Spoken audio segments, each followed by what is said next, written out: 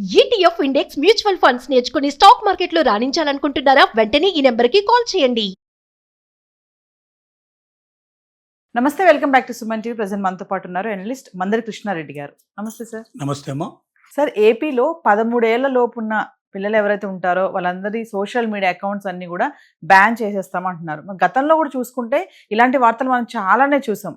అయినా ఎక్కడికక్కడ అవి నడుస్తూనే ఉన్నాయి, చూసేవాళ్ళు చూస్తూనే ఉన్నారు, దొరికే వాళ్ళు దొరుకుతూనే ఉన్నారు. మరి 90 రోజులు దీన్ని అమలు చేస్తామని చెప్పేసి ఏపీ గవర్నమెంట్ చెప్పడం అయితే చూస్తున్నాం. ఇలాంటిది మనం కర్ణాటకలో కూడా చూసాం. ఒకసారి డీటెయిల్గా వెళ్తే ఇది నిజంగా బ్యాన్ చేస్తారా?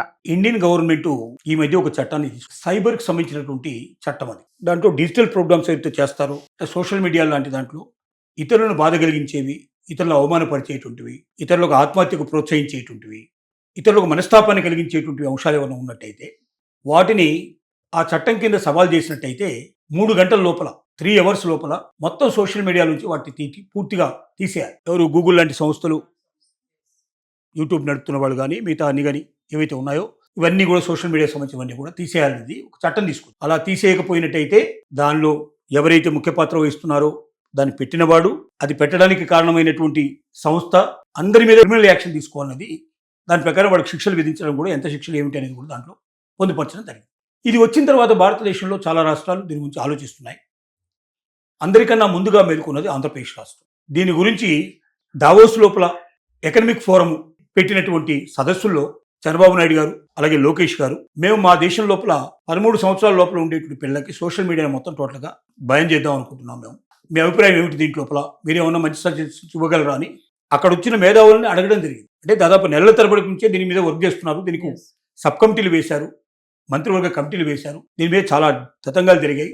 గూగుల్ లాంటి సంస్థలన్నింటినీ పిలిపించి వాటితో కూడా మాట్లాడారు. ఇది ఎలా సాధ్యం, ఏం చేస్తే బాగుంటుందని చెప్పి మొత్తం మాట్లాడారు. వీటన్నిటికీ వెనక తీసుకున్నట్టయితే ఆస్ట్రేలియా ప్రభుత్వం ప్రపంచంలోనే అన్ని దేశాల కన్నా ముందర 16 ఏళ్ల లోపల ఉండేటువంటి పిల్లలందరికీ సోషల్ మీడియా పూర్తిగా బ్యాన్ చేయడం జరిగింది, రద్దు చేశారు, చట్టం తీసుకొచ్చారు అక్కడ. అయితే ఆస్ట్రేలియాలో ఇది చాలా పకడ్బందీగా అమలు జరుగుతుంది. కానీ ఇండియా లాంటి దేశంలో ఇది ఎంతవరకు జరుగుతుంది అనేది, టెక్నికల్గా సాధ్యం ఎంతవరకు ఉంటుంది అనేది ఒక పెద్ద ప్రశ్న. కారణం ఏమిటంటే, ఒక ఫోన్ కొనేటప్పుడే ఆ ఫోన్ ఎవరి దగ్గరతో ఉంటుందో వాళ్ళకి సంబంధించినటువంటి, ఇప్పుడు ఆయా కంట్రీస్లో ఏముంటాయంటే ఒకే ఒక సింగిల్ కార్డు ఉంటుంది వాళ్ళ దగ్గర, ఆధార్ కార్డు లాంటి కార్డు, వాళ్ళ లైఫ్ సంబంధించిన అన్ని ఇన్ఫర్మేషన్ దాంట్లో ఉంటుంది. చిన్నపిల్లడి దగ్గర నుంచి పెద్దవాడి దగ్గర ప్రతి ఒక్కరికి ఆ కార్డు కంపల్సరీ ఉంటుంది. ఆ కార్డు నెంబరు దాంట్లో ప్రత్యేకంగా ఇస్తే తప్ప వాడికి ఆ వస్తువు అమ్మడం జరగదు. కొన్నిటికి వాళ్ళ పేరెంట్స్ పర్మిషన్ లేకుండా జరగదన్నప్పుడు పేరెంట్స్ పర్మిషన్ కూడా కంపల్సరీగా తీసుకోవాల్సిన పరిస్థితి ఏర్పడుతుంది.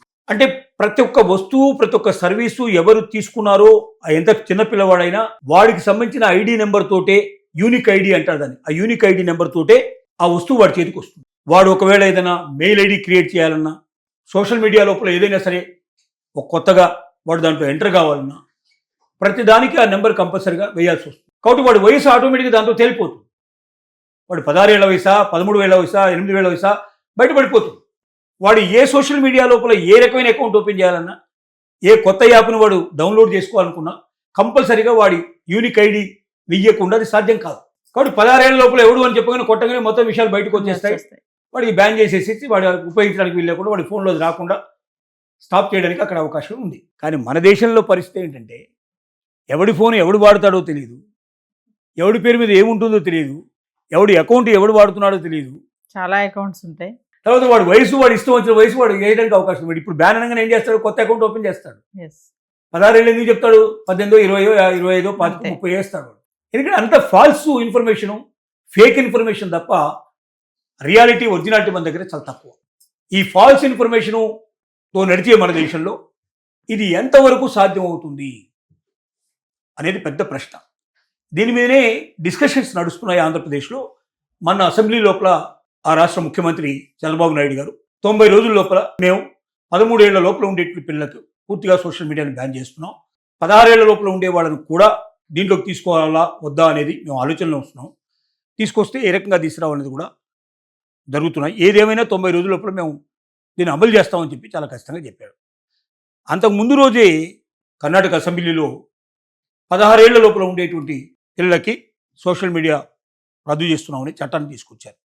భారతదేశంలో మొట్టమొదటి తీసుకోండి, అంటే మొదట ఆలోచన చేసిన రాష్ట్రం ఆంధ్రప్రదేశ్ అయితే మొదట అమలు చేసిన రాష్ట్రం కర్ణాటక అని చెప్పు. కరెక్టే, కానీ దీన్ని అమలు చేయడం భారతదేశంలో అంత సులభమా? అంత సాధ్యం కాదు. మీరు అన్నట్టుగా చాలా కష్టంతో కూడుకున్న పని. అంటే స్కూల్స్, ముఖ్యంగా స్కూల్స్, పేరెంట్స్ ఇద్దరు తలుచుకుంటే ఇది సాధ్యపడే అవకాశాలు ఎక్కువ బాగా ఉన్నాయి. అంటే 100% కాకపోయినా ఓ 70%, 80% వరకైనా అమలు చేయొచ్చు. అంటే స్కూల్లో ఫోన్లన్నీ కూడా అక్కడ తెస్తారు కాబట్టి, కొన్ని స్కూల్లో అయితే ఫోన్లు లోపల తీసుకురావడానికి అవకాశం లేదు.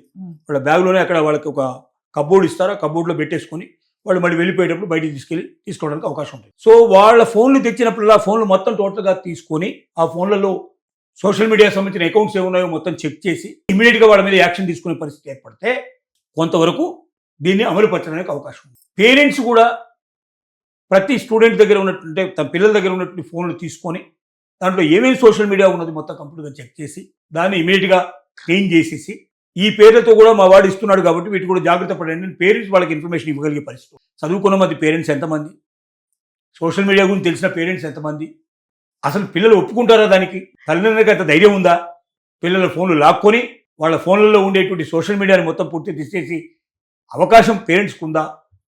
అసలు వాళ్ళు ఏం చూస్తున్నారు, దాంట్లో వాళ్ళు ఏం చెక్ చేస్తున్నారు, ఇలాంటి కంటెంట్ చూస్తున్నారు అనే విషయం కూడా పేరెంట్స్ ఇంతవరకు సరిగ్గా చెక్ చేయలేని పరిస్థితిలో మన దేశంలో ఉన్న పరిస్థితిలో ఇది ఎంతవరకు అమలు చేయడానికి అవకాశం ఉందనేది పెద్ద ప్రశ్న. కానీ ఖచ్చితంగా అమలు చేయాలనుకుంటే టకాటక ఒక 100-200 మంది 500 మంది పిల్లల మీద యాక్షన్ తీసుకోవడం మొదలు పెడితే మిగతా వాళ్ళందరూ సెట్ రైట్ అయ్యే అవకాశాలు ఉన్నాయి. ఇమీడియట్గా అసాధ్యం అనేది ఏం లేదు, కానీ సాధ్యం చేయాలంటే కొంత కఠినంగా ఉండాల్సిన పరిస్థితి ఏర్పడుతుంది. ఆ కఠినత్వానికి పేరెంట్స్ సహకరించాలి, ప్రభుత్వాలు కూడా కొత్త నిశ్చయంతో ముందుకు రావాలి. అందుకే 16 ఏళ్ల లోపల పెట్టారు. ఎందుకంటే 18 ఏళ్ళు అంటే మళ్ళీ వాడికి ఓటు హక్కు వస్తుంది. నాకు ఓటు హక్కు ఉంది, నువ్వు నాకు సోషల్ మీడియా తీసేస్తావు అని వెంటనే వాడు ఓటు రాకుండా చేస్తాడు. కాబట్టి ప్రభుత్వాలు భయపడేది ఏంటంటే ఓటు గురించి భయపడతాయి. 16 ఏళ్ల లోపు వాళ్ళకైతే ఇది అమలు చేద్దాం అనుకుంటున్నారు. అమలు చేయగలిగితే మాత్రం వండర్ఫుల్ యాక్ట్. ఇది చాలా విపరీతమైనటువంటి, మన ఈ మధ్యనే మనం చూసాం, ఉత్తరప్రదేశ్ లోపల మీరట్లో ఒక సంఘటన జరిగింది. 3 అమ్మాయిలు ఆత్మహత్య చేసుకున్నారు. పైనుంచి బిల్డింగ్ నుంచి దూకేసి కొరియన్ గేమ్స్ లోపల తండ్రి కోప్పడి సూసైడ్ చేసుకున్నారు. 3 ఫోన్లు తీసేసుకొని ఇంకా ఫోన్లు నీకు ఇవ్వని చెప్పేస్తే 3 కలిసి ఒక తర్వాత పైనుంచి దూకి చనిపోయారు. ఇలా ఎంతోమంది బెట్టింగ్ యాప్స్ లోపల వెళ్ళిపోయి విపరీతంగా డబ్బు కట్టేసేసి ఆత్మహత్యలు చేసుకున్న వాళ్ళు చాలామంది ఉన్నారు. పిల్లలు చదువుల మీద పూర్తి ధ్యాస పోయింది. సోషల్ మీడియా లోపల వెరితరలేస్తున్నారు. ఇంకా ఆన్లైన్ గేమ్స్ను కూడా పూర్తిగా బ్యాన్ చేస్తే చాలా బెటర్ నా ఉద్దేశం లోపల.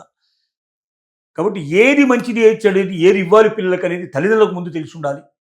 పిల్లల్ని కంట్రోల్ చేయగలిగే కెపాసిటీ తల్లిదండ్రులకు వచ్చినప్పుడు టీచర్సు, స్కూల్ మేనేజ్మెంట్స్ కూడా అంత డెడికేటెడ్గా వచ్చి పిల్లల్ని బాగు చేయాలనే కోరిక కలిగినప్పుడు, ప్రభుత్వాలు కూడా పూర్తిగా దానికి డెడికేట్ అయి ఉన్నప్పుడు ఇది సాధ్యమవుతుంది తప్ప లేకపోతే అంత సులభంగా మన దేశంలో అమలు చేయడానికి వీలుపడదు. Thank you.